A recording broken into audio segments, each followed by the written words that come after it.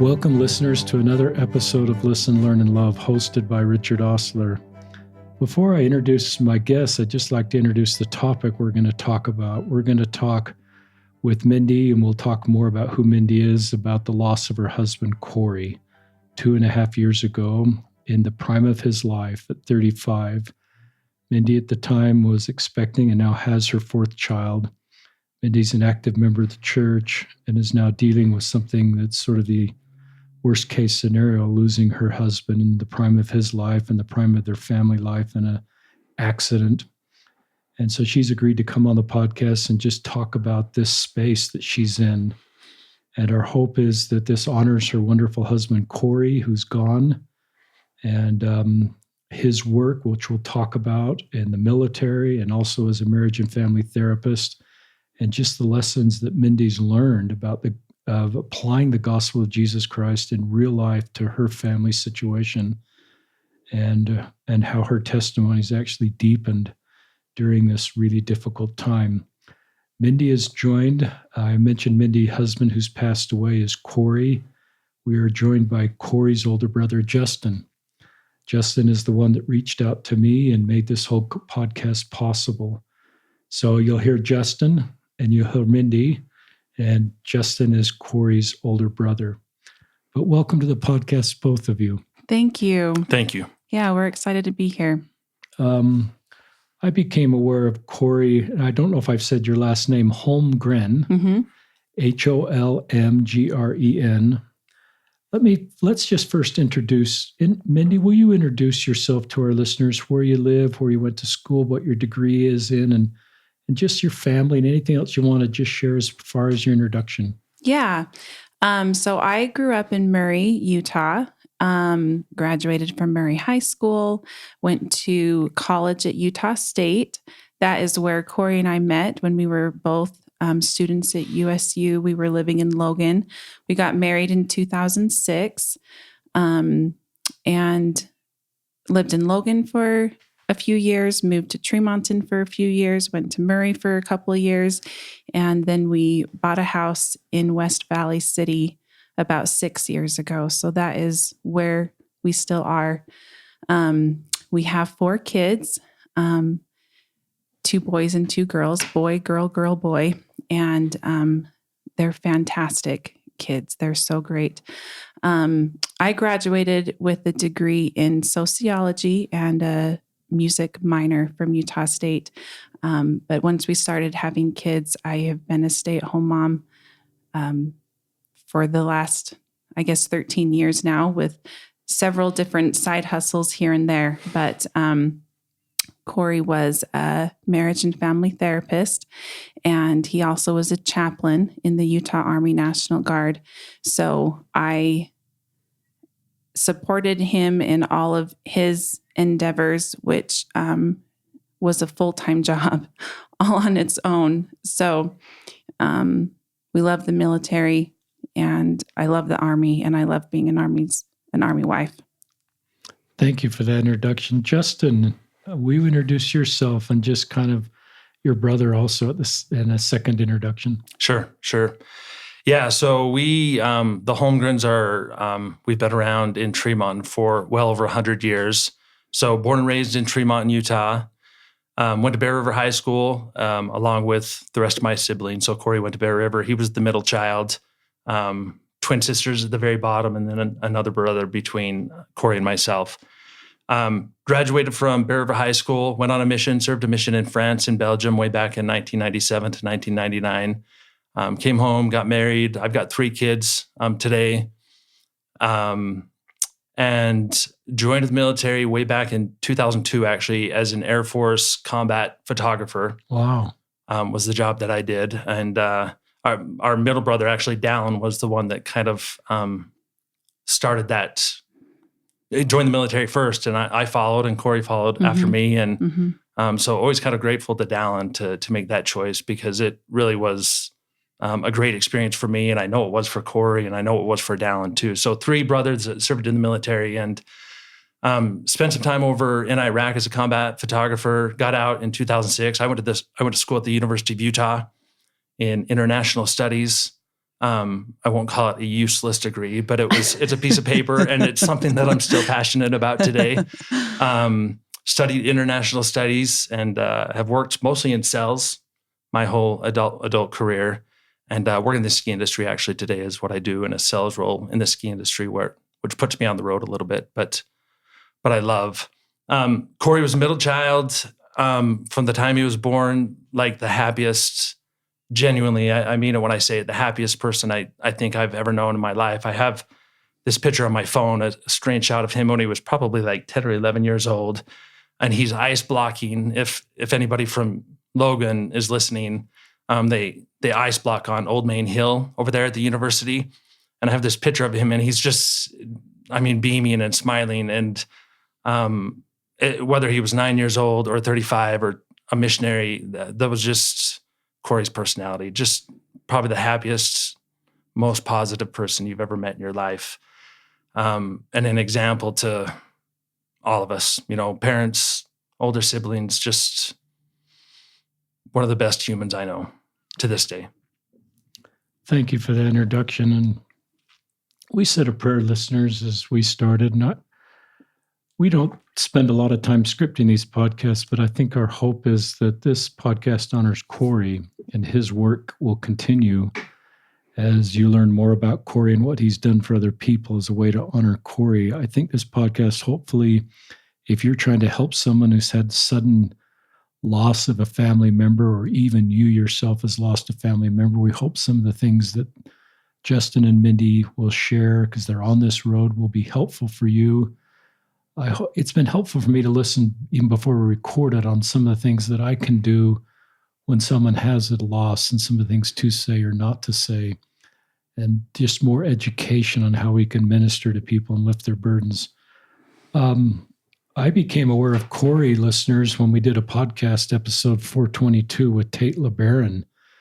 And Tate is a really wonderful man who talked through about dealing with feelings of suicide as he struggled with lifelong trauma and a pornography addiction. And he just talked about his therapist. And you could listen to Tate talk about Corey. It's episode 422. And he starts talking about his therapist about 26 minutes, but it's really in the 33-minute section where he circles back, and you can just tell Tate's love for Corey and what Corey did for Tate. He took him back to his 12-year-old self. He just did some wonderful things that somehow Corey picked up to provide healing and hope for people. And I think that continues today. So this is a podcast to honor Corey and who he is and what he continues to do to bless people. Mindi, introduce, even though I don't like to start here, people are naturally curious how your husband died. He's 35 years old. Mm-hmm. He's in great health. He's this is just the wonderful years to be alive. Right. Shouldn't have happened. Right. It's a little bit more of a longer story, but the short answer is that his heart stopped while he was swimming. He was swimming laps, and his heart stopped, so he drowned, and was never able to be revived. And that's the short answer. Share with our listeners his experience with swimming and his lifelong.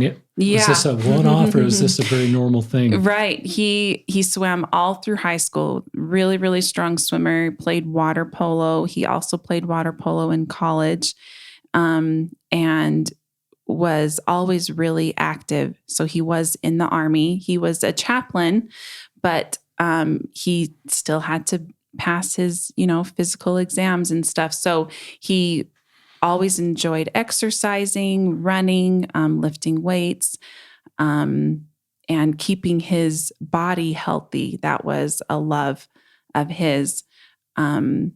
When he became a therapist after finishing school and stuff, it became a little bit harder to make that time. And as with a lot of people, you're good for a period of time, and then maybe something happens and you let your habits slide a little bit, but then you get back on and you try again to take care of yourself. And so that was our reality. there's a PT test coming up. Okay, I'll run again for a little while and try to get better at that. And we always tried to be more consistent. That was always one of our goals. But the honest truth is that it was a little more up and down. So he loved swimming. He loved exercising. And this was, not something that anyone expected. Thanks for just helping our listeners understand a little bit more of the story. We may circle back to that. Talk about him becoming a marriage and family therapist. When you were dating before you got married in 2006, was that something that was on both of your radar mets as his career? Or if not, how did that come about? Yeah, no. So when I met Corey, he was an Air Force ROTC cadet and was thinking about doing something in political science and international studies to be like his big brother, Justin. And are you taller than Corey, Justin? Yes. Yes. Okay. Yes. Yeah. But I'm the third shortest. Yes. Okay. Of the Dallin boys. is the tallest. Then my dad. Yep. And then me. Corey was the shortest. Corey was the shortest, but he was 6 foot. So he wasn't short. He wasn't short, Yeah. but just by Holmgren standards. Yes. So he was actually in the Air Force ROTC. And I thought that was going to be our path. He was talking about maybe working for the Pentagon someday, things like that. Then we were taking an institute class together that very first semester. We got married September 1st. So school had been in for like a week. And we were taking an institute class together that first semester. And our teacher was a chaplain. He was at the time retired, Chaplain Humphreys. And in the middle of his, the class was living the gospel in the military. So he would share stories about his work as a chaplain. And meanwhile, Corey was getting maybe pressured a little bit from all of his school teachers, the Air Force teachers, to kind of pick what he wanted to do in the Air Force. And everything Corey was kind of interested in, I was a little more reserved about that. He did like the action and whatever, but I was like, well, we're going to have a family someday. Like, let's not pick something where you're not going to come home from a deployment and gone a lot when we're trying to raise kids and stuff. So we kind of went back and forth a little bit, just trying to come together on one thing that we could both agree on. And it was a little challenging, and he was really kind of stressed about it. And there was one particular night where he was crying, and I sat on his lap and I kind of was holding his head on my shoulder. And we lived in a mobile home trailer those first few years. And so I can still picture the tiny, tiny room we used as our office, and sitting at this desk we bought at a thrift store. And I just said, well, have you ever thought about being a chaplain? And I mean, the rest, that was it. So he decided he wanted to be a chaplain, which is kind of like a religious support in the military. It's not a specific religion, just general religious support. And then whatever your individual religion is as a chaplain, you can support soldiers further in that way. So you're not a Catholic chaplain or an LDS chaplain. You're more of a chaplain who is Catholic or a chaplain who is a member of the Church of Jesus Christ of Latter-day Saints. So he went back to his Air Force teachers. They said, well, the Air Force doesn't really need chaplains right now. And he was like, okay, no problem. I'll go join the Army. So he talked to the Army ROTC. They were like, yes, you can come in. So he joined the National Guard. He enlisted in the National Guard in December of 2006. We'd been married just a few months. He enlisted as a chaplain's assistant. So the whole time he was doing his undergraduate degree, he was a chaplain's assistant. And then the Army requires a Master's of Divinity. So after he graduated with his bachelor's in religious studies, and he had a minor in Portuguese because he served a mission in Brazil, and then a minor in military science, he started his graduate program in doing a Master's of Divinity. And it was online. He started at a school in Texas. It was not a good fit. He didn't pass almost any of his classes that year. So almost nothing kept. He found out about a different school that a lot of the other chaplain candidates were going to, so he transferred over there. But since he didn't pass a lot, not a lot of credits transferred, so we almost just lost like a whole year. So he started this new program. It was a much better fit. He moved along. He got to a point in the military side where he needed to attend chaplain school. Just a military required school for all the people who are chaplain candidates. They need to go to chaplain school before they can pass the board to be an actual chaplain. So he goes to chaplain school. While he's there, he gets introduced to marriage and family therapy. That's a little bit of like a tiny part of what chaplains do, is a lot of support for soldiers plus their families. There is some therapy involved in that. They're just trying to be that good listening ear for people.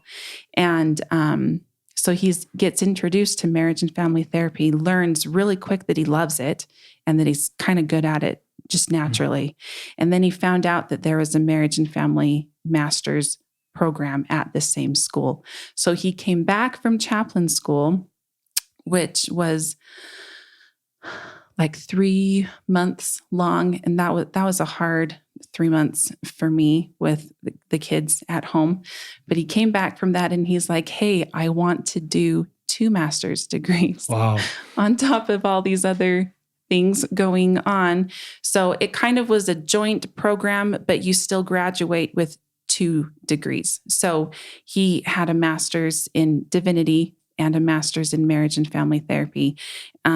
He early on knew that he wanted to support individuals who were struggling with a pornography addiction. He struggled with his own pornography and masturbation addiction throughout his teenage years and a little bit in his early adulthood, and knew that he wanted to go in that specific kind of a field. So when it came time to find an internship in his schooling, that was why we moved to Murray, so that he could have an internship at LifeStar Network. Their Salt Lake headquarters are in Murray. And so he did his internship there and then was hired on as a therapist. And that's what he was doing up until he died. How long was he there at LifeStar? It would have been about 5 or 6 years, if I am doing the math right in my head really fast.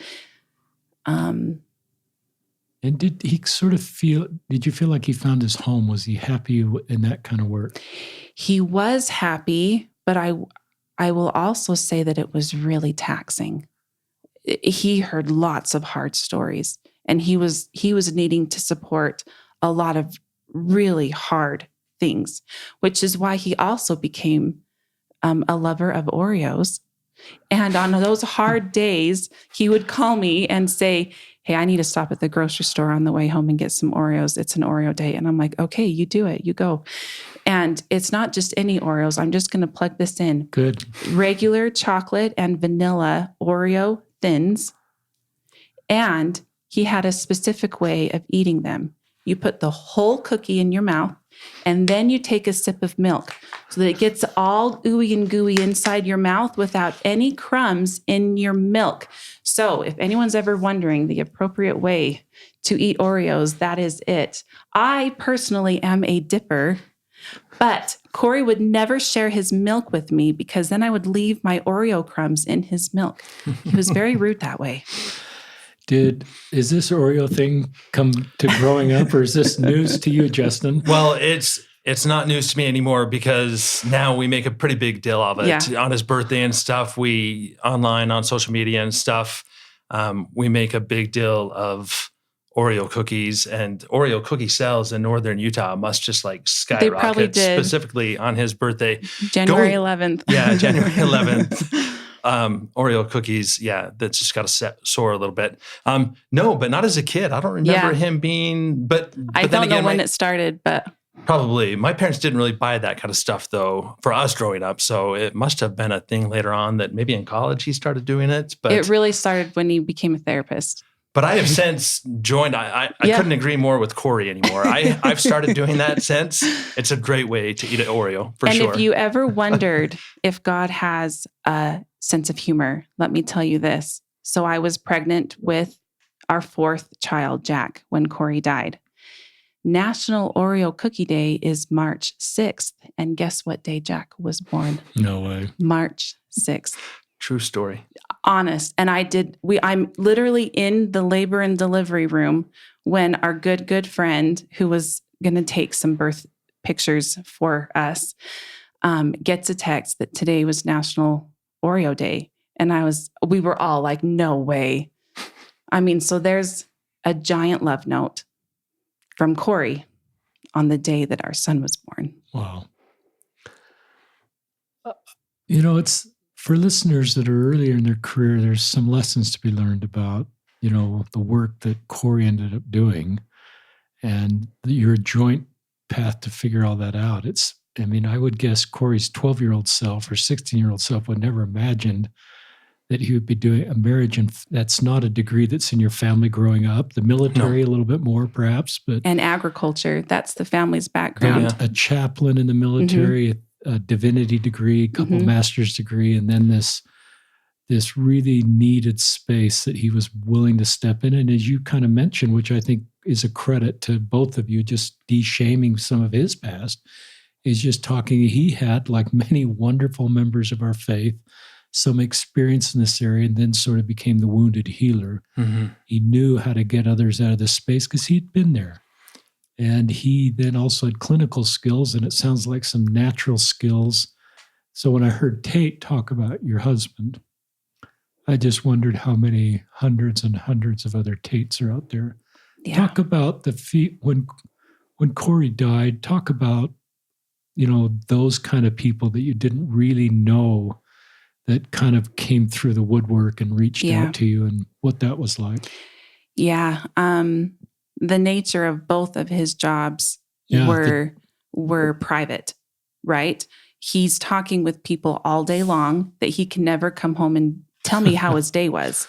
So I would get general stories like, oh, I've got this one client who's just really having a really hard time right now. Maybe sometimes I'd get tiny details, but not a lot, not a lot. Or he'd come home and say, I just had the best session with this couple. They're a golden couple. They're dynamite. This individual, this guy, this girl, whatever. He worked with couples, groups, individuals, youth. And I mean, both days are great. The really hard days and the really good days, they're both great. But I never knew. I never knew anything more. There were a small number of missionary, they're not farewells anymore, missionary speaking opportunities before they leave, where he had been working with that individual to help them get ready to go on their mission. And I went with him to a couple of them. He would always ask, can I bring my family or not? And I did not go with him on others. And so I couldn't really ask just, how was your day? Tell me about your day. I would just get generals. So I didn't know anything about his clients. I really didn't even know how many he saw. I didn't know anything about them. I knew he went to work for 12 hours a day and he came home tired. That's what I knew. And there have been so many people that have reached out since he died. And I can't even tell you how much those stories mean to me, especially when they share memories of specific times where he worked with them, whether it was serious or maybe it was funny, because he was really serious and really good at what he did, but he was really, really funny and goofy and silly. Yes, great smile, just big smile. And I miss his laugh like a lot. That's one of the things I miss a lot, his laugh and his hugs. But I can't even tell you how important those stories are to me, especially when they're not ones that I knew about. I can kind of remember a lot of Corey's memories, sharing about this person or this thing that happened in high school or whatever, but I know nothing about what happened at work or in his chaplain office. So those people that come out, oh, I love it. And they have. I love it. They have, so for many sure. have come out. Yeah. Corey died on a Saturday, on his dad's birthday, actually. Corey died on a Saturday, which was a really, really dark day. Going to bed Saturday night made no sense to me. And I didn't really sleep, of course, that night. All I could see was him under the water, that I couldn't really close my eyes. But word started spreading. And on Sunday, my home was filled with light and love. And I can only attest that that was probably from a lot of prayers. People started sharing on social media, sending me texts. It was all really overwhelming, and I don't think I responded to anybody, but we loved reading them. Mm-hmm. Justin was at my house, as well as tons of other family members, and we were all just in the living room. And that is when stories started pouring in. And I loved them. I got messages. We had people come over. There were people who sent cards or dropped off cards at the viewing and the funeral. And there were even some that wrote me beautiful letters and memories, but then did not, with the nature of his therapy work. I mean, there's some vulnerability in someone coming out and saying, your husband was my therapist. It means I automatically know probably like why they were there, which means I might have a little bit of judgment. They would think, on what maybe their past has been like or whatever. And that's okay if they're not ready to say more than that. That is totally fine. I really don't even care about that. But there were 3 or 4 notes that were signed with their initials or a LifeStar client or your forever friend, not ready to tell me their name, but wanting to share their story. And I love that too. There was, Mindi was talking about Saturday it happened and Sunday. I mean, to me anyway, looking back, it's mostly a blur, but I remember a lot of really just special moments and things that happened. But I remember there specifically sitting there discussing what, I don't even know what we were talking about at the time, but family were there and friends were there. My dad was up at the hospital at Huntsman, recovering still from this surgery of cancer. And there was a knock at the door at Mindi's house, and it could have been anybody. And a person came to the door that we didn't recognize. Nobody recognized this person. A bigger guy, if I remember right, maybe bearded, who ended up telling us that he was a police officer. So this, probably to anybody else, just this intimidating man knocked on the door, and he came in, he said, I just felt like I needed to stop by and tell you that Corey was my therapist and that I was in the darkest moment of my life. I think maybe he was going through a divorce and he was struggling with who knows what else. He didn't tell us and he didn't need to tell us. And he sat there and cried, and we sat there and cried as he told us that Corey literally almost saved his life. It was that bad for him.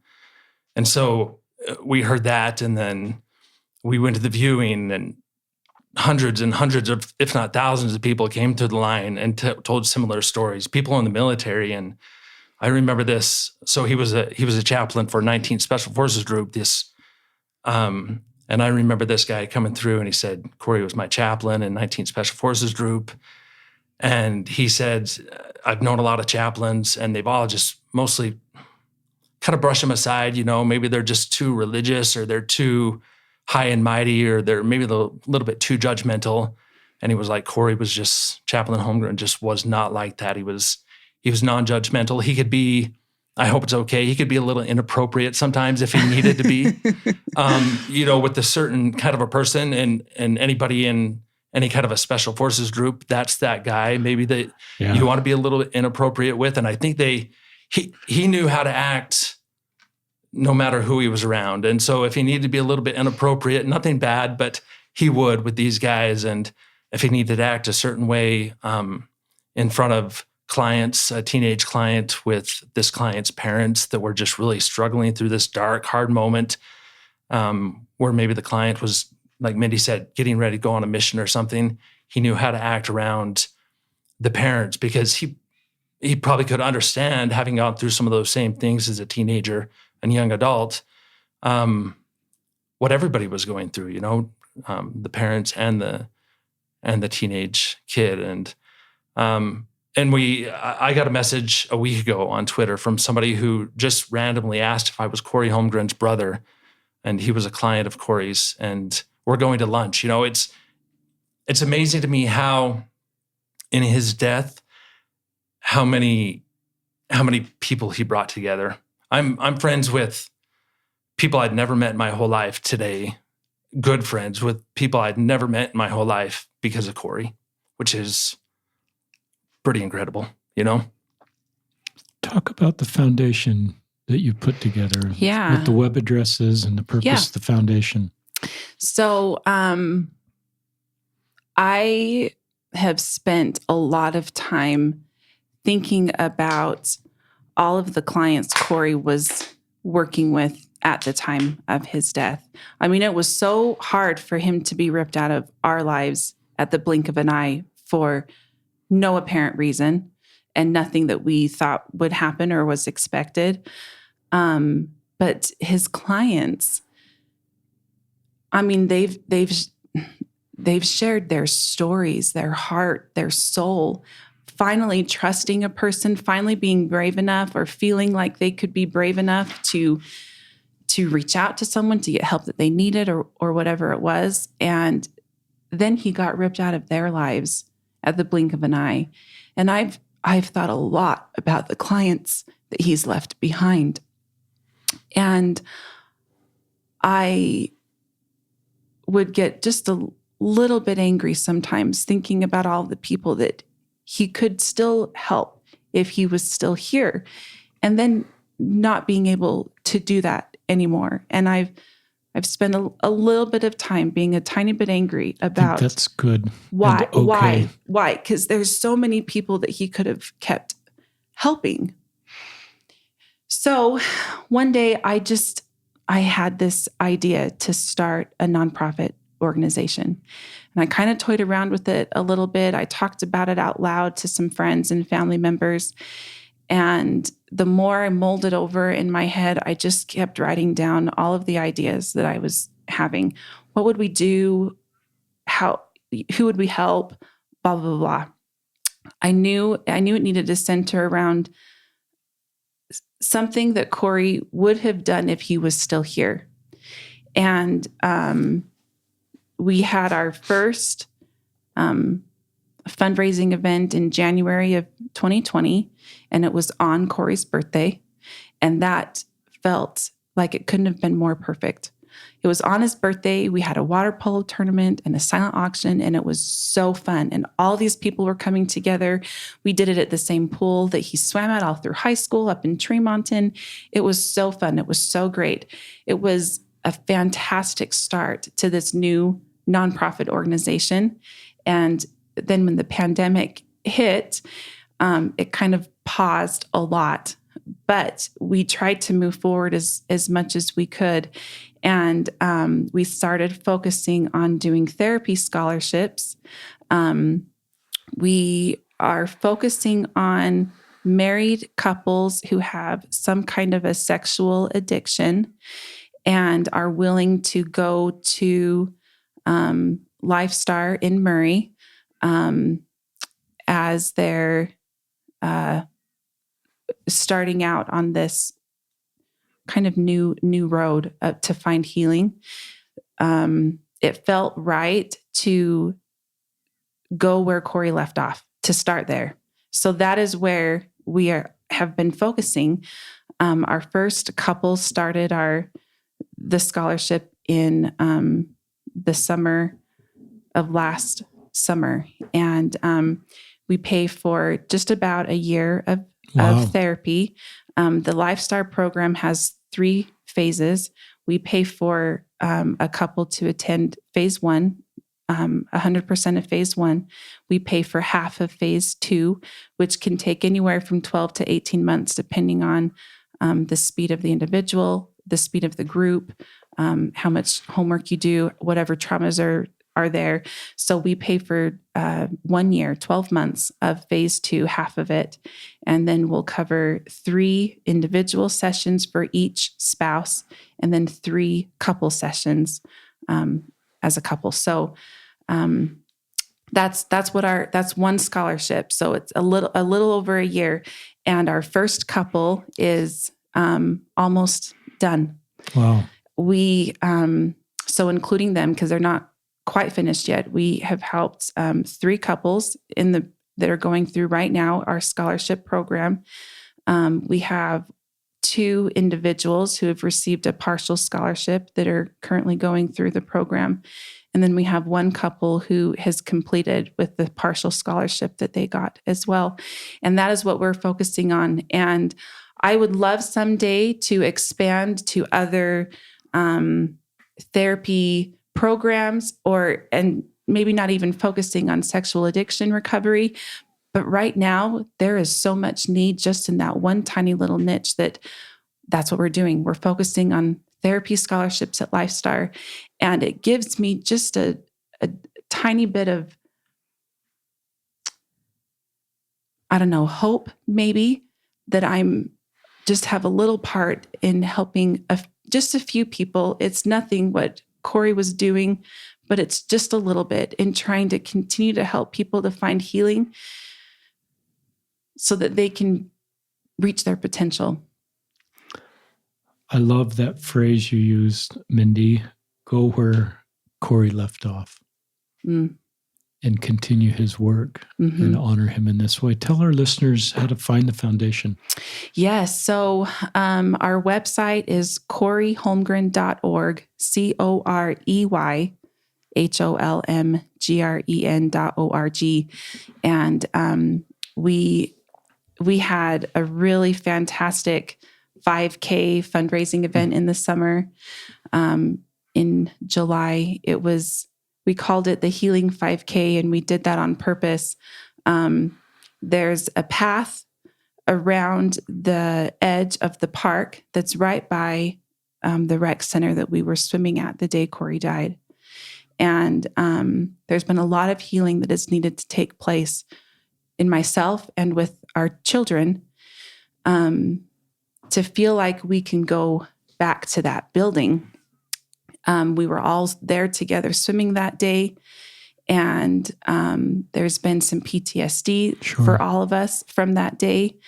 But it's in our community. We're not going anywhere. I don't want to not ever go to community events. There's a lot of fun things that happen right there. It wasn't a place that I wanted to never go again. I mean, at first I said that for sure. At first I was like, yeah, we're never going back to that place. How could I ever do that again? But it took a little bit of time and some baby steps and some therapy. And my kids did swimming lessons there this summer. And I wanted to bring this community of people to the place. And there were some people there that never met Corey, but then there were a lot of people there who did know Corey. And I specifically wanted everyone to come together at a place where tragedy happened and all our lives were changed from it, but we can come together for healing together and we can support each other along the way. So it was a pretty fun event, and I'm looking forward to being able to do it every summer. That's the goal, to keep this going. We'll link listeners to the foundation in our podcast, and you'll see some great pictures of Corey in military and other. It just, as I've never met Corey, I feel like just seeing these pictures and hearing your story and hear Tate talk about him has given me an insight into Corey. Talk about, this is something obviously you never thought would happen. I assume it's kind of your worst nightmare. You're an active member of the church. We often hear stories of somebody being spared or praying and fasting and someone living, and hear your husband in the prime of his life in a safe location for him, passes away. What Has your testimony gotten weaker, stronger? Talk about your testimony and however you want to define that. And this is kind of you also helping other people that may be walking a similar road.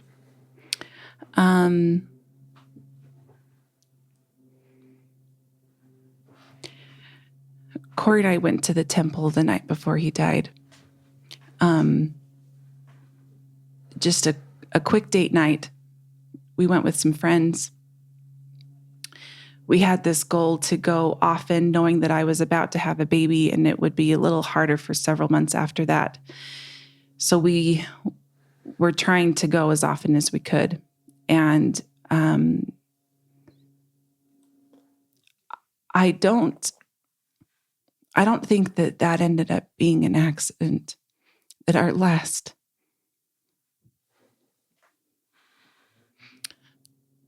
night together was in the temple. And it became the foundation for rebuilding myself, because I kind of died on January 19th too. And I had to learn who I was, just me, not Corey's wife, which I am still Corey's wife, but now he's not physically here, and I needed to learn who I was, just me. And it really comes down to the covenants that I have made with my Heavenly Father and the covenants that Corey and I made to each other. We spend so much time teaching about how families can be together forever, teaching about the plan of salvation, and I have always believed that. And now is my opportunity to live it. And I don't know what's in my future. I couldn't tell you where I'm going to be or what I'm going to be doing 20 years from now. But I can say that I believe in these covenants that we have made. And I think it all comes down to that, staying on the covenant path, staying as close as I can to my Savior, and having faith and trust that all of the things we learn about and teach others is going to come true, because He is a loving Heavenly Father and He wants us to be happy. Well, for me, being happy is with Corey. And I just have to hold on to the covenants that I have made. That doesn't mean that I've never been angry. And it doesn't mean that my faith has never faltered, because it 100% has. And there are times that haven't happened yet where my faith will falter in the future. But that doesn't mean that it goes away completely. And my testimony has deepened. It has strengthened. The plan of salvation is now real to me, and the atonement is now real to me. Until you actually use the atonement in your life, it's just kind of this abstract thing that I would learn about. And even though I kind of understood that it wasn't just for repentance from sins, I'd never really had like a reason to apply it so much as I have in the past 2 years. It's been an opportunity for me to strengthen my own personal relationship with my Heavenly Father and my own personal relationship with my Savior, Jesus Christ. Because who else can hold me up when Corey's not there to hold me up, when I'm having those really hard nights? My room is empty, but it's not actually. And when I feel like I want to just give in and let go of whatever I'm holding on to, you really it really does seem possible that you could die from a broken heart. And until you have actually experienced that, you don't understand how that could be true. But there is a physical hurt that comes from grief. And that was totally new for me. And there have been many times I just wanted to give into that. But I also know that I have kids to take care of. I have myself to take care of. And there are others on this earth that I am supposed to have experiences with. Me helping them helping me. My story isn't done yet. And honestly, Corey's story isn't done yet. And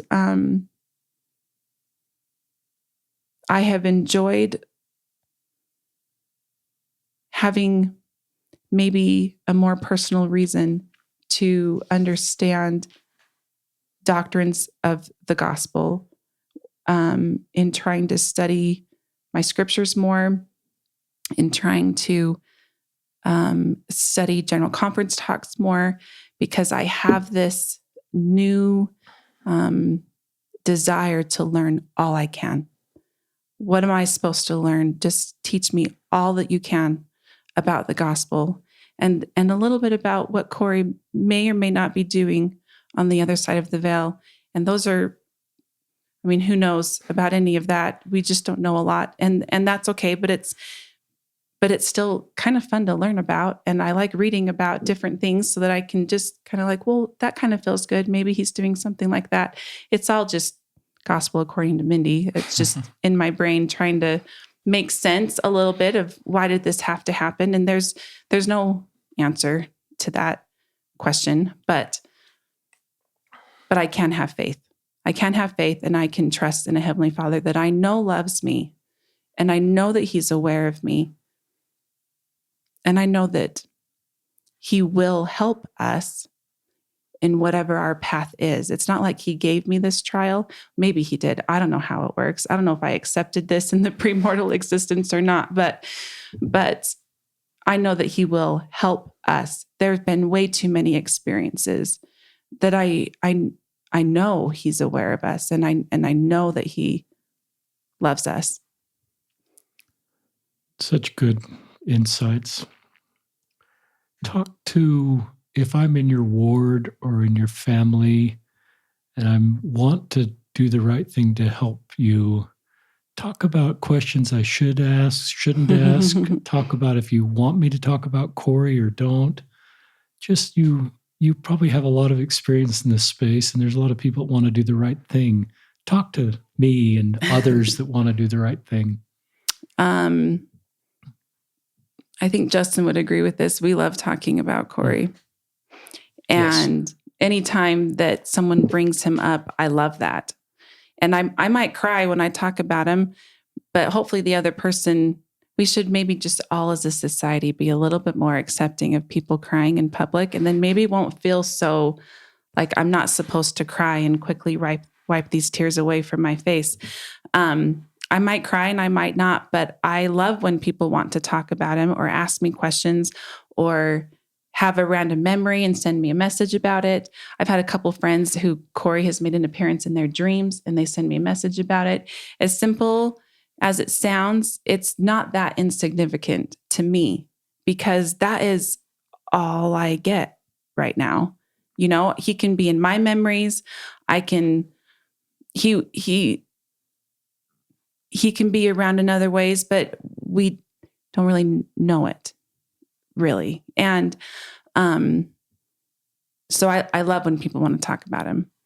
I think people are nervous to bring up maybe a loved one who has died because they're worried, like, oh, I didn't reminded want to upset you or something, yeah, or I didn't want to say the wrong thing, or you're reminded of him. And but the fact is, we want to be reminded of him. Well, and I didn't forget that he died. So like, you're not really reminding me that he died. Like, I think about it all the time. So it's okay to bring him up.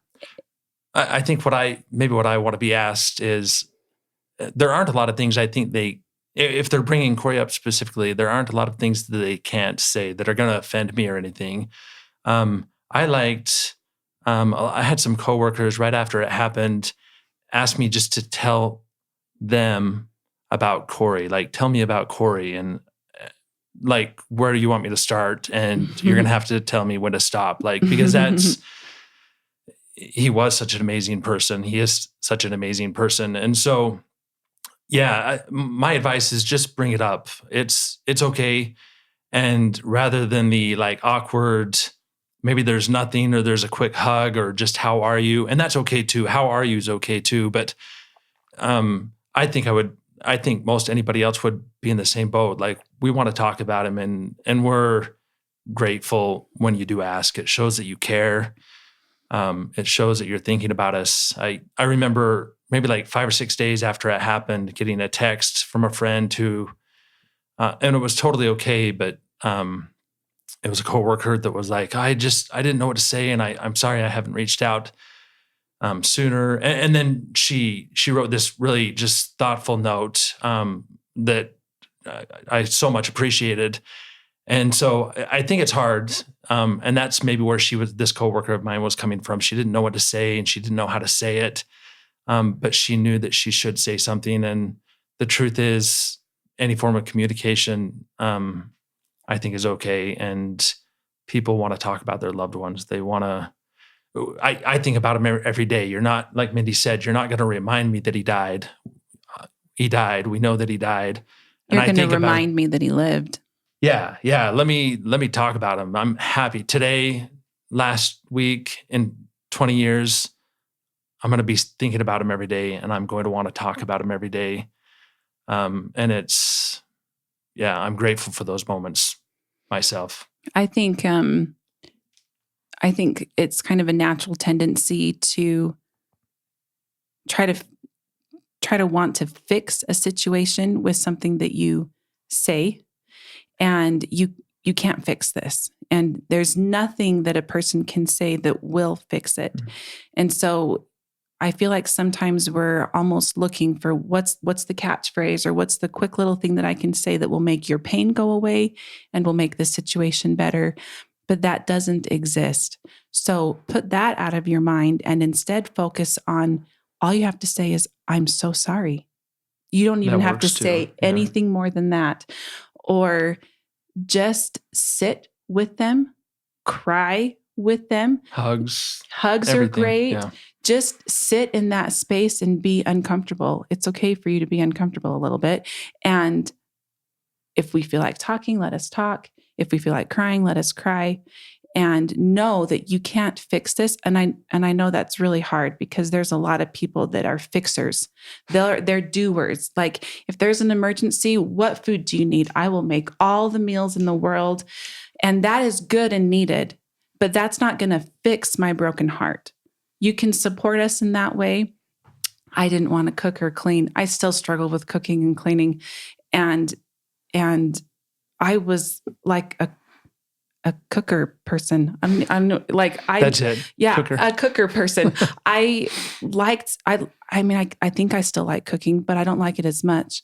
But I liked making lots of homemade things. And honestly, Corey loved it. And that was a little bit why I liked it so much. And I think I showed him love by doing this. And I think he showed me love back by like praising a little bit. And he probably bragged. I'm sure there's some coworkers that would get really sick of how much he talked about, Mindi made this thing so good, and Mindi made this thing so good.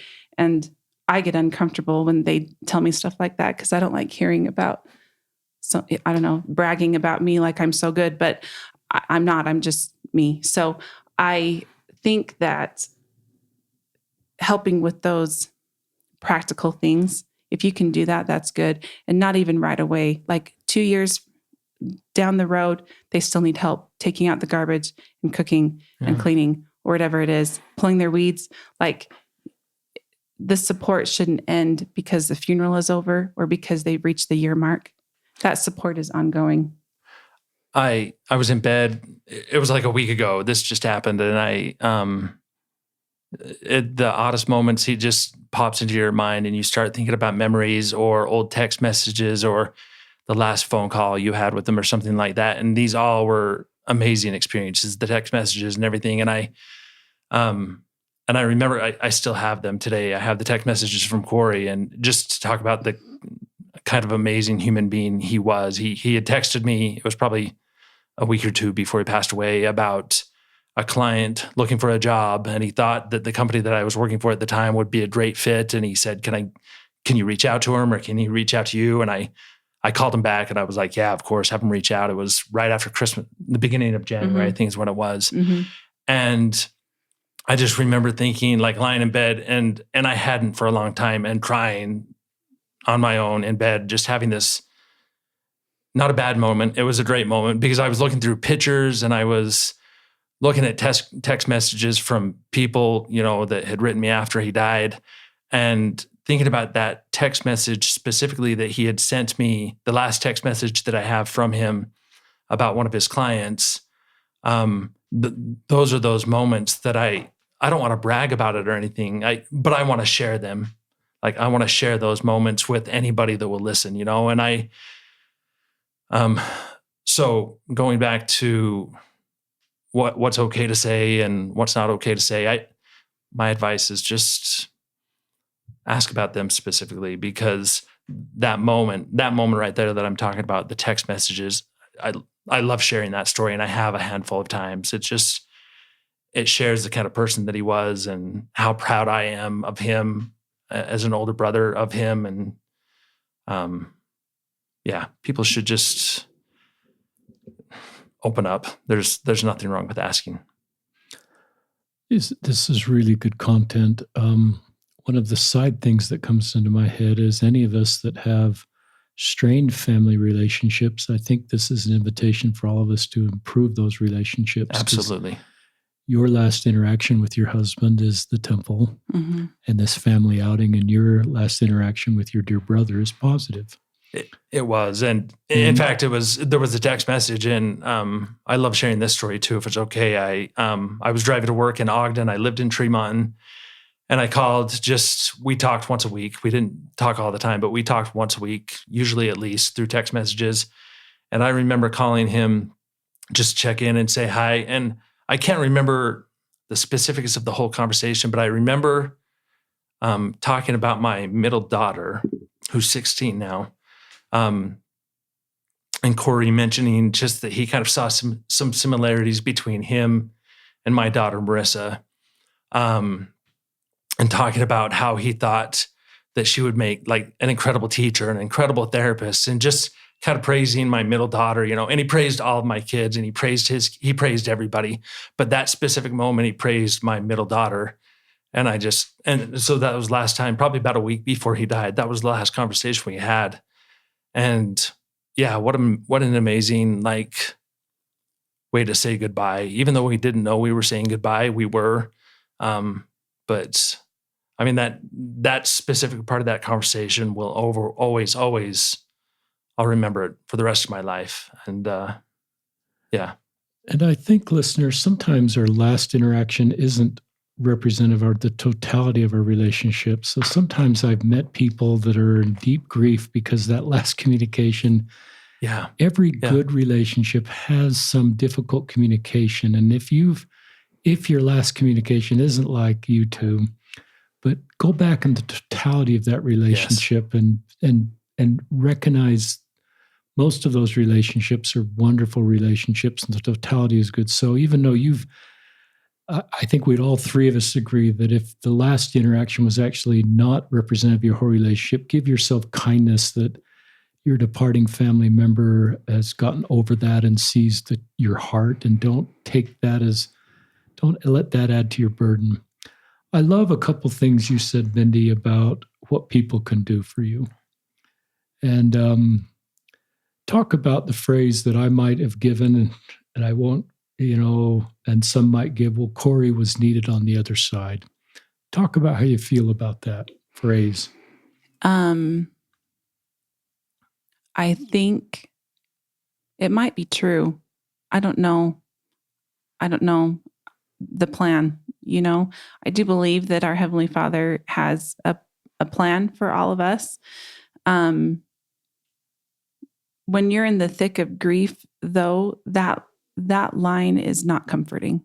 Why? it's kind of like them telling me that I didn't need him then. We didn't need him here as my husband, as our kid's father. I mean, I was pregnant when he died. So how can you tell me that I don't need him right now?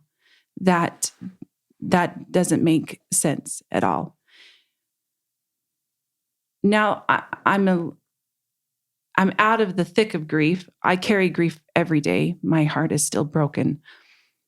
But I can look at it with a little bit more logical mind, because grief doesn't encompass my entire life as it used to. And I don't know if that's true or not. Maybe it is. Maybe he was needed more on the other side. Maybe there's, maybe he could help more people in his current capacity than he could, being on earth in a mortal sense. I don't know. I don't know how it all works. But it's not a great phrase to say to someone when they have just lost a loved one. Similar phrases also are not helpful, like, aren't we so blessed to have the plan of salvation? Or aren't we so grateful that we can see him again? Like, all of the different variations of the same thing, maybe they're true, but they're not helpful, because really all you need to say is, I'm so sorry this happened. I love you. And I love your spouse or whoever it was that they lost. And how can I support you right now? And they might not even actually be able to answer that question either. How can I support you? There's like a fog that takes over your brain, and it's different for everybody. And you don't really even know what you need, but you need everything at the same time. So that might be a situation where you just look around for something that you can do and just do it. Don't ask if you can do it. Just do it. So, really, there's not a phrase that will fix anything. All you have to say is, I love you. I'm thinking about you. I prayed for you. I'm praying now for you. I'm so sorry this happened. Something like that. That's really helpful. And other guests have helped me understand it. One guest defined it as a platitude that is something that I would say that kind of makes me feel it's more for my benefit. Yes. Like, Corey was needed on the other side, so I can sort of be okay with this and not sort of have to deal with the complexities of your situation. Or isn't it nice we know the plan of salvation? And we all believe that the plan of salvation, but it's really helpful that we have kind of a fix-it culture. We want to say the one thing that sort of solves this, but this is not solvable. This is not going to be solved in mortality. Corey is gone. Right. And nothing, and this is a tender subject. I would even assume if you decide to remarry at some time, this doesn't solve this. Corey is still gone. This is a leading question, which a good moderator wouldn't do. But I would think some people like me would think, well, once, if Mindi can just get remarried, then she can kind of move on and this solves everything. Talk about, if you're okay, that space. I do have some widow friends who have gotten remarried, and they would agree with that it doesn't replace their grief. I can't wrap my head around the possibility of ever being married to anyone else. Talk about what's on your finger. I'm still wearing my wedding ring. It's a beautiful ring. Our first wedding anniversary after Corey died, I bought myself an anniversary band. It's something that Corey and I had talked about at like someday, maybe the 20th or 25th or some kind of a milestone. We'd buy me an anniversary band for my ring. And I don't know why I thought about that. I think my mother-in-law has an anniversary band. Maybe she gave me the idea, Corey's mom. But I just knew I wanted to still get that anniversary band. And so I had to get one custom made so that it would fit and it could be soldered together. And I am still wearing this proudly. I know that Corey isn't physically here, And I don't feel like I'm holding on to the past. I feel like I'm just keeping him in my heart enough to remember. This sounds really weird, but like sometimes it feels like it was a dream, not that he died, but that we even had time together. It feels like it was just a thing that happened, and the details are getting fuzzy. And so for now, it still feels right for me to remember that he lived and that we love each other. You're doing a great job, Mindi. Talk about, you were there when Corey died, and lots of people are present in an accident situation. Parents with a child, choking situation. There's all these different situations. Somebody driving a car and somebody in their car is, there's just lots of them that we all know about. And what advice do you have? Because you may play in your mind, what could we have done different? What could I have done different? That sort of what if cycle can be pretty difficult. Talk to others that are in that grief of not only losing a dear loved one, but also wondering if something they could have done differently would have resulted in a different outcome. That's a tender question. I hope you're okay with that. Yeah. I have visited that space multiple times. I for sure visited it right after Corey died.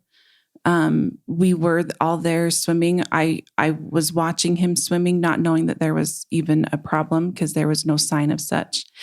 And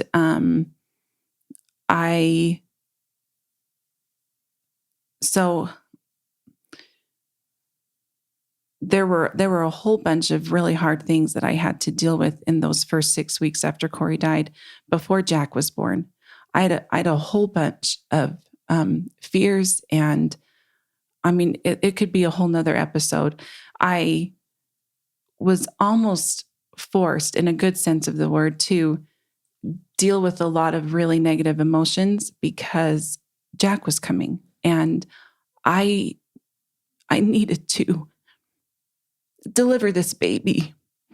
And so I was encouraged to start going to a therapist really early, and probably earlier than I felt like I really would have done otherwise. But because postpartum depression is such a big thing, and me going through actual literal grief at the same time, there were a lot of people that were really nervous for my well-being and my capacity to be a mom.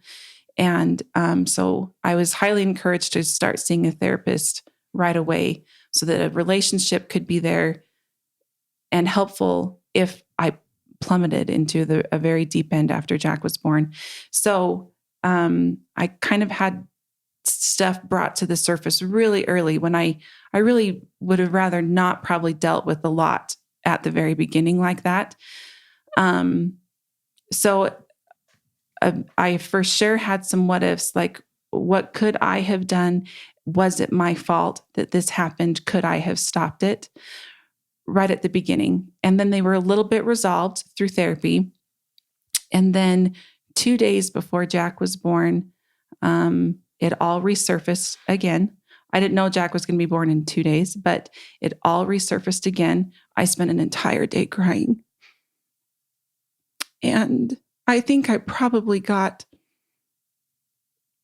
more priesthood blessings in that first year of Corey's death than maybe my entire life. I mean, I don't know. I haven't literally counted them, but there were a lot. And so it all came revisiting again. And then it got to another solvable, manageable state. And then Jack was born the next day. And then maybe about I think it was January of the following year, we started going to a children's grief group. And the adults that come with the children, and the children are separated, and they're separated by ages. So I was just with adults, And there was one time when it all kind of got brought up again. They have various topics that we would kind of focus on for the month and just chat about it. It's not therapy. It's just group support, you could call it. And we talked about it again, and it came up again because that is a common thing among, if you have lost a loved one that you were close to. Maybe you were a caretaker, maybe you weren't, but even some of the adults who had their loved one die from cancer or something that was a little bit more, sickness, long, struggling, that what did I give him cancer because of this, that, or the other? Or could I have taken care of this part of his life and then he wouldn't have gotten cancer because he would have been healthier or something like that? So even when it seems obvious to an outsider that there's no way you could have done anything, still in that moment, as the wife or the husband or the mom or the dad or whatever it was, you still have those moments of, this was all my fault. And I think that's just a part of grief. That is just a side effect of grief. And I think it's probably likely that everyone has gone through that part of grief if you have gone through a serious loss or something. And I think more often than not, you come on the other end of, there really wasn't anything, and I didn't do anything wrong, and I couldn't have done anything better because me in that moment did the best they could in that moment. I can't go back to that moment with my knowledge of today, but that moment I did the best that I could. And so me in that moment deserves some forgiveness and grace because me in that moment did the best that they could. And you could revisit that for anything, not even just grief. You could revisit yourself at any age, in any situation, any life choice, anything like and that, be like, well, if I knew what I know now, I wouldn't have done that. But you didn't know what you know now in that moment. So you did the best you could. Yeah. In fact, that was something Corey said often. At any given moment, everybody is just doing the very best they can in that moment. And even if that person is throwing a tantrum, angry, yelling, whatever it is, that is still the best they can do in that moment because they don't know anything else. So give yourself some grace and some forgiveness because your loved one, I mean, if they're on the other side of the veil, they're not mad at you. Share more about that if you want to talk about those on the other side of the veil and how they feel about you. So I have been to a space where I was just having a really hard time thinking positively about me as a wife. And was I even a good wife? And how could he have even loved me? Because all I could remember were the moments where I lost my temper. I was short with him. I was not patient. I complained. That's all I could remember. And it's like, why could he have even loved me? How could we have even had this relationship? And then it's like that dreamy phase where it's like, was this even real? Was this fake? And I know that doesn't make sense, but those are literal, actual thoughts that I have had. And I mean, I don't know this for sure, but I feel like there has got to be some kind of a greater kind of expanded knowledge and understanding when you die and you are on the other side of the veil. You're not perfected. It's not after it's not the millennium. You know, like we're not perfected beings. We can still make choices. We know we have to still be able to do that because as we do temple work for those that have died, they can choose to accept or not still. So there's still choices available. You're not perfect. And so you could go on and on about, well, you know, do we have feelings? Do we feel sadness? It's not a perfected state. Like I think I used to picture, you know, they're not in pain anymore. they're in a better place, something like that. Well, it probably is a better place, but I don't know if they don't feel pain anymore. Maybe they don't feel physical pain, but I bet they do feel some spiritual pain. And I think that because of several blessings that have been given to me and my children. And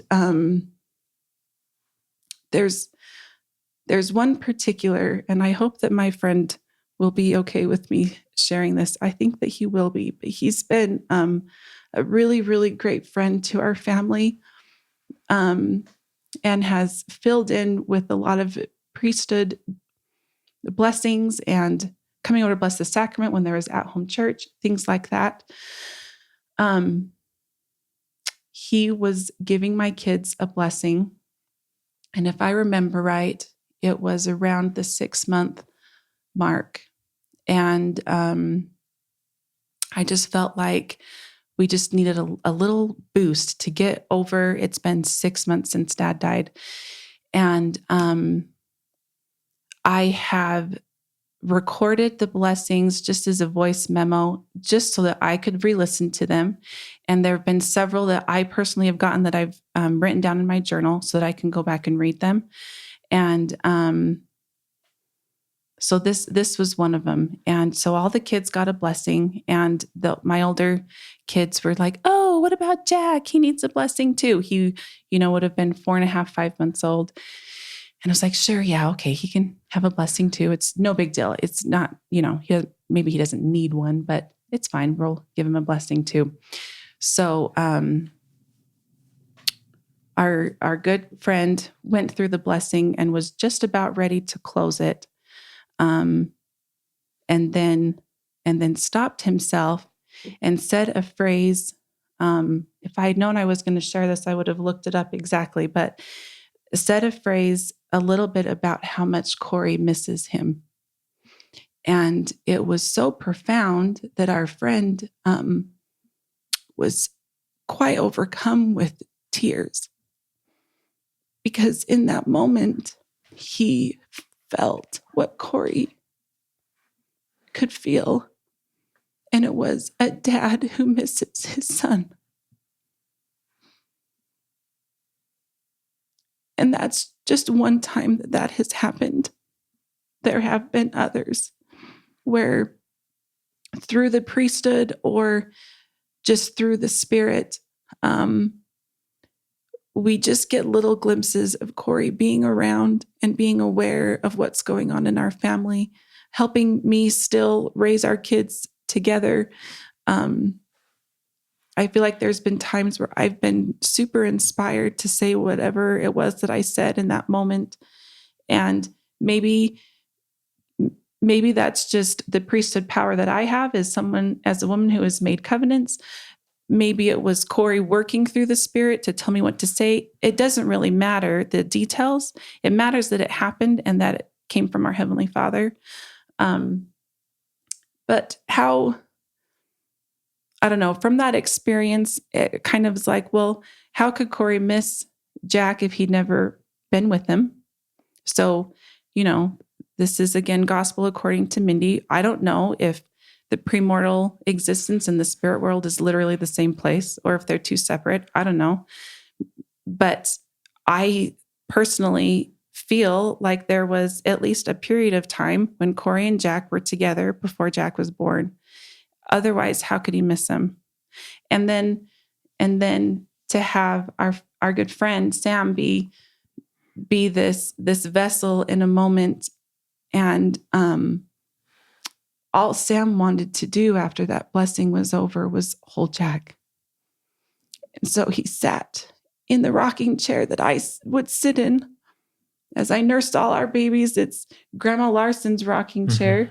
Corey's grandma's rocking chair that we got because we needed a rocking chair when I was pregnant with our oldest. And I've spent many hours nursing and rocking all our babies in that rocking chair. And so Sam sat down holding Jack and rocking him and sobbing because Corey missed Jack. So, I mean, I don't have answers. I'm just making this up as I go, but I do have experiences that have strengthened my testimony and helped me know that Corey's gone, but he's not real far away. I joke sometimes, if you've ever watched Stranger Things, it's maybe the spirit world is like the upside down, where it's like literally right where you are, but it's like in another dimension. I only watched part of Stranger Things because it's not as fun when you don't have your husband to like hug you when you're scared. So I stopped watching it, but I don't know. I don't have the answers, but I think they're around. And I think that they know our heart more than we know our heart. And I think they've forgiven a lot in the long run. And he forgave here already. It's not that he needed to like go somewhere else to be able to forgive somebody, because he had the kind of heart that he was going to forgive you no matter what. Anyway, you know, it's if he loves you and you have a relationship with him, he was the kind of person that was going to do that anyway. And obviously he's doing that now too, you know, with maybe more understanding and more empathy and more love and compassion. But he had all those things on a higher level than most people have them here on earth anyway. Corey did. Yeah. Really good segments. Just a good, we can all feel the spirit of what you're sharing. You honor your good husband, your good brother.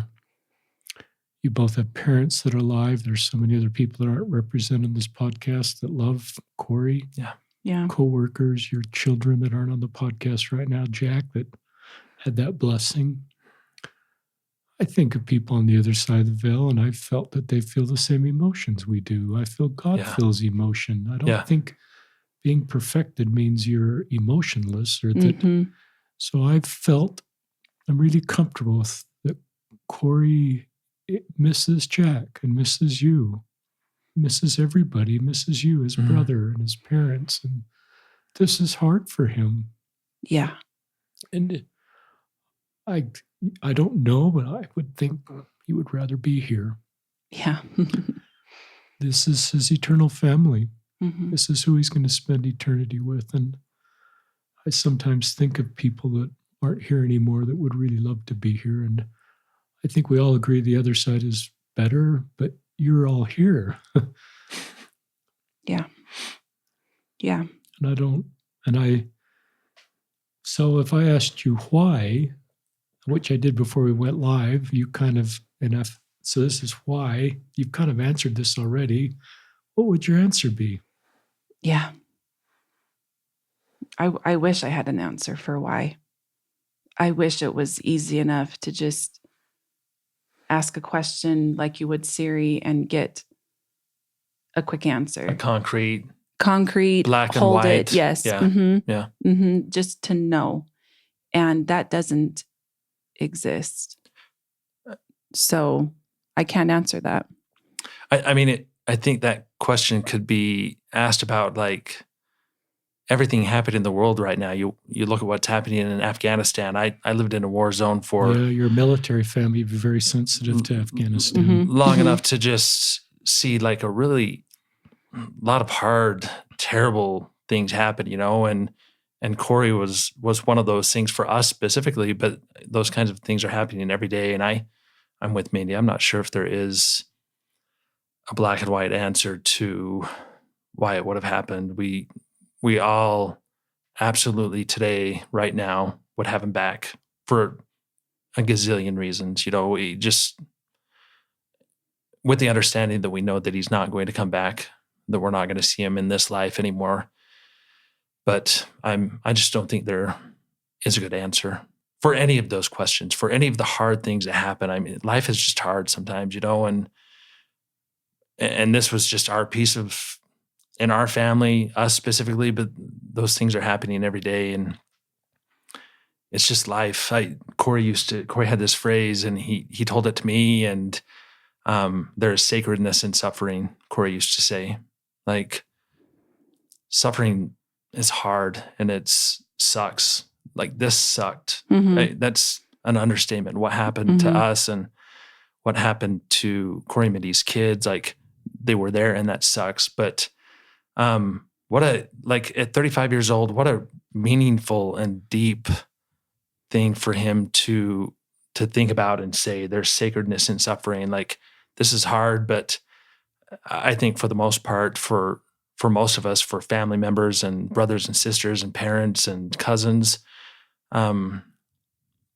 it's made me more understanding. And you asked about Mindy's testimony. It's helped me grow my testimony for sure. I just can't imagine, after having experienced, I can't imagine not seeing him again. It just doesn't make any sense. I can't explain how it's going to happen and what that all means, but I just can't imagine not giving him just the biggest bear hug in the world, like, at some point, whenever that is, But I think a lot about, and you probably do too, Mindy, that there's sacredness in suffering. That was the kind of person he was. He thought on levels, I think, different than almost anybody in the world thinks. He was just a deep thinker and a different kind of a person. And I mean that in the most positive way possible.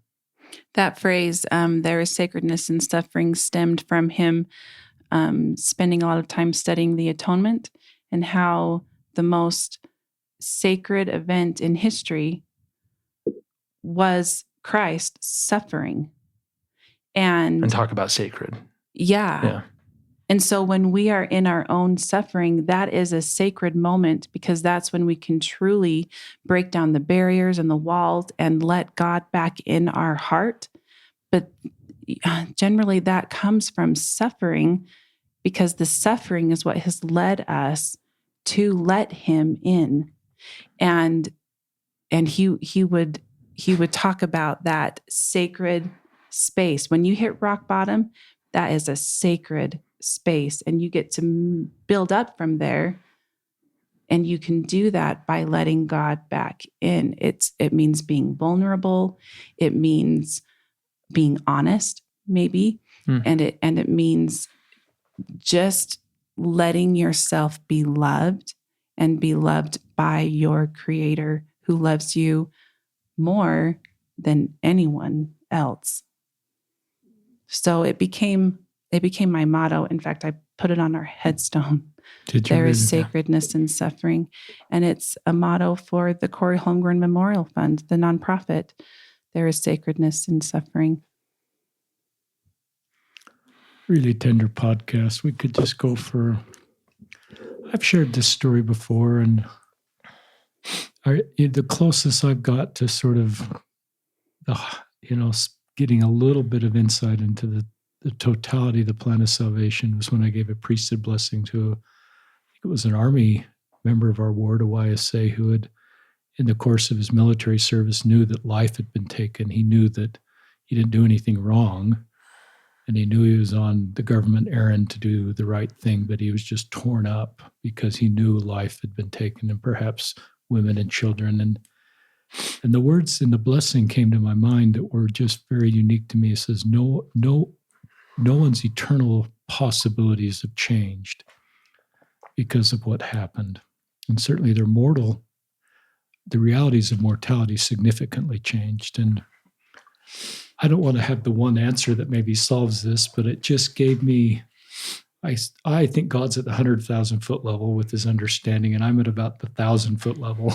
And I'm seeing just a little bit of the plan, but that got me above the 1,000 foot level. And I just, and that's probably my feeling about your family, is mortality has changed, as you know, and there's nothing I could say that could somehow unchange this.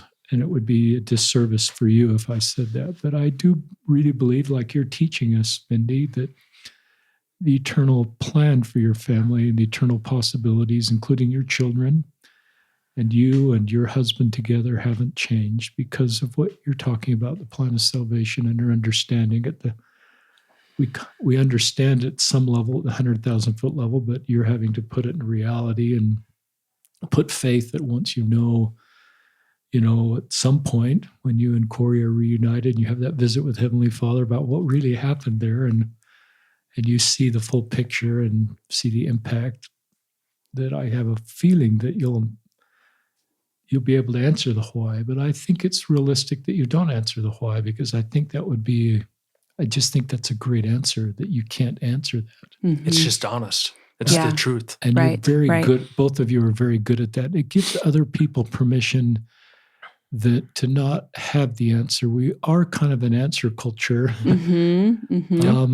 And I think it's okay just not to have answers. Yeah. And sit with people like you're inviting us to do in the complexity of their situation, and just sit with them in that versus, and I think that's very helpful. Yeah. Any final thoughts either of you'd like to share? I kept thinking as we were talking about him, and I'm the oldest, and he was probably 13 or 14, I think, when I left on my mission. And then I came home, and, I started doing my own thing, and I moved away, and I lived out of the state for a really long time when I was in the military. And so I wasn't around a lot, but we've always been close. And, but I kept thinking, especially after he passed away, of just how, as Mindi was talking about, he was trying to make all these decisions about, and I remember having these conversations, like, I was in the military, what should I do? He had 1,000 ideas about what he wanted to do, and some were dangerous and some weren't. And, but as a young kid, I can appreciate the fact that kind of that sounded exciting. And, looking back on it now and knowing him like I did as a child, and me being 5 years older than him, it doesn't surprise me at all that he chose the career path that he chose. Like, I just think, you can look back and you can see the kind of person he was as a kid, and his positive demeanor, and his just cheerfulness, and willing to just help out anybody. And I'm not at all surprised that he chose what he chose to do. He had the kind of personality to do it. He worked like crazy. He was the hardest worker in the world. And it just makes all the sense in the world today to me that he did what he did. And like we said before, we're learning literally like 4 or 5 days ago, randomly on Twitter, a direct message on Twitter. Corey was my therapist. I can't even begin to tell you how much he helped me. And this guy and I are going to go to lunch soon. Like, these are the relationships that Corey today still is bringing together. And it's just, I'm just grateful always for him. There isn't a better man in the world. I can say, well, I agree with that too. Yeah, so I figured.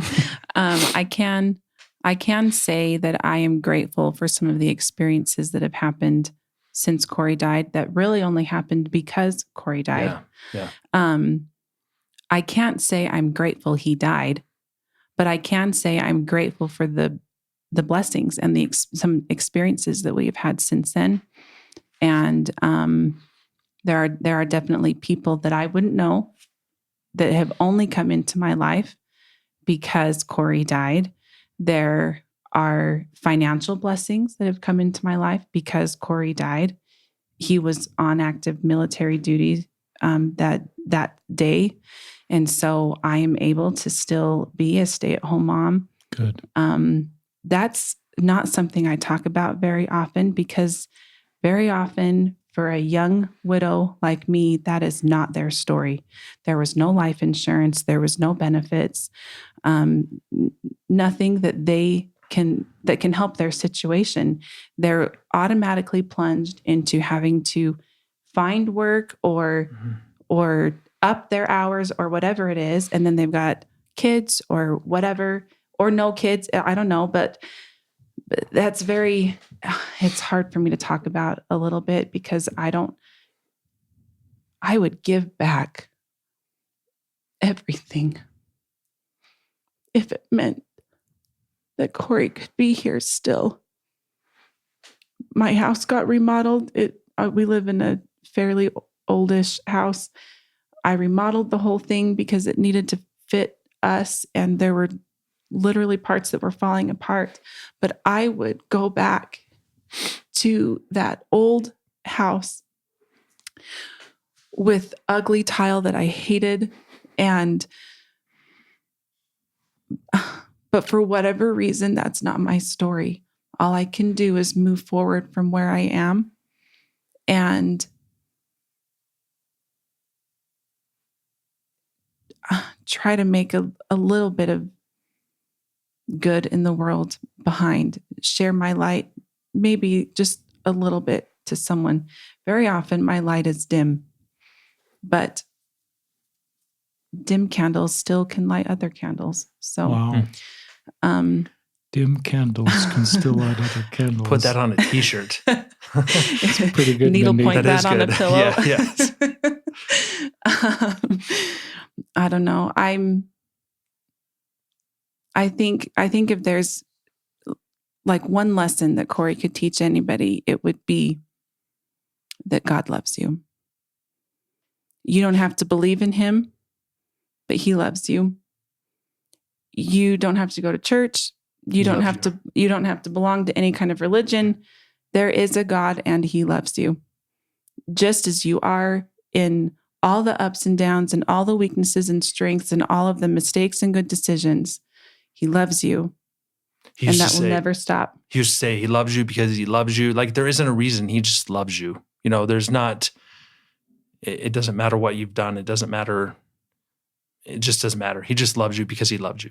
You can't earn his love by doing better. He doesn't love you more. He doesn't love you less because you don't make right decisions. He preached He just loves you. Hard and a lot.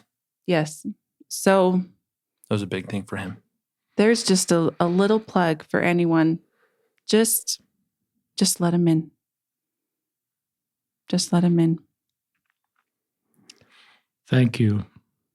I have to think, Corey, if he could talk right now, he'd tell you how much he loves you and how proud he is for the way you've lived your lives since he's left and how you honor him. I also get the impression he would say he's not that good. he would. Yes. And he'd tease you and say, oh, this is kind of getting a little carried away. Yes, over the top. Would. We're going over the top in his eyes. That's enough. But I just feel like he's aware of what you're doing and the way you honor his name and the way you keep his story going and the impact for good this is on your kids. They may listen to this. These podcasts don't sort of go away. Little Jack, and he was, I guess, 2 now. Yeah. Yep. You know, hearing these stories, he may hear this podcast at age 14 or 10 or 9 or 25. And so I think that the foundation you've done, being willing to talk about Corey, is healing to Corey.